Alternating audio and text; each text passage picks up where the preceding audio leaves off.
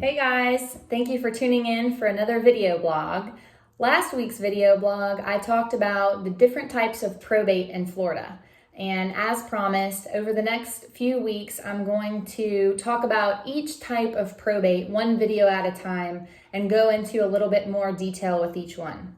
So today we are going to talk about formal administration, and today's question is, what is formal administration?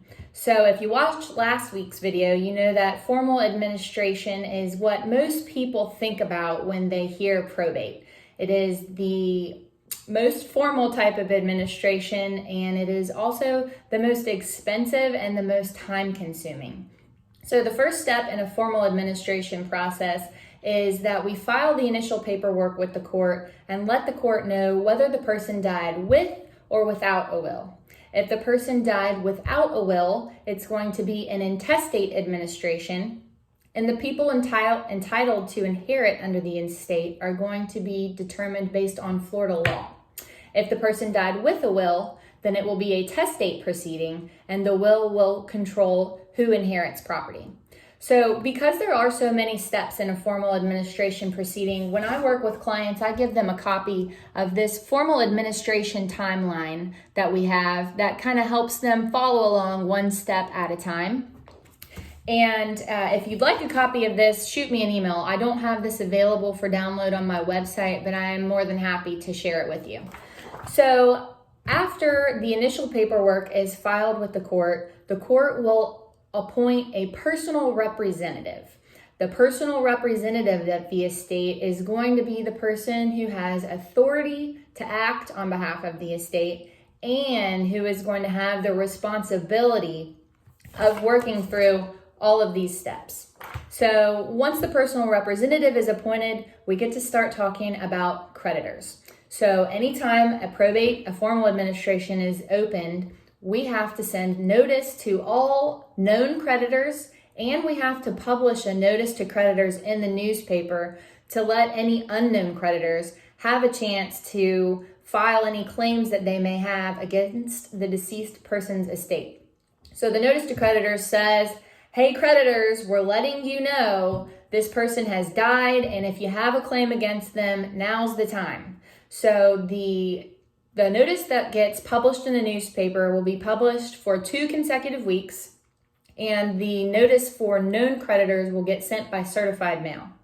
Now, known creditors that receive their notice by certified mail will have 30 days to file their claim against the estate. Any other creditors that find out about the estate will have 90 days from the date that notice is first published in the newspaper. And here's the deal, guys.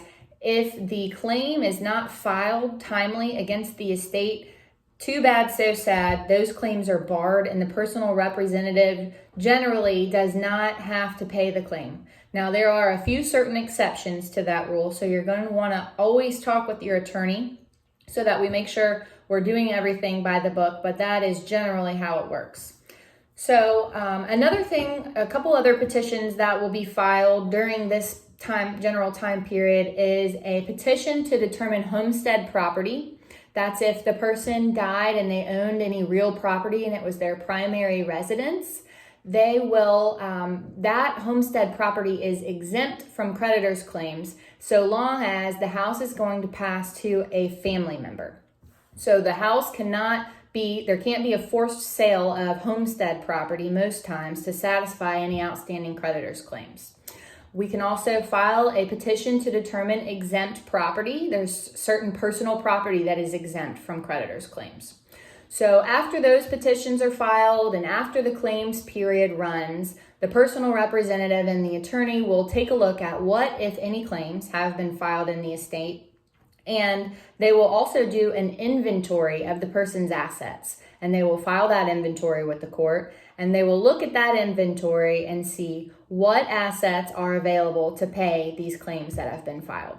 Sometimes we can negotiate the claims with the creditors to ask the creditors to accept less than the full balance in satisfaction of the claim. And once those claims are paid, then the creditor will send a notice of satisfaction. We'll file that with the court.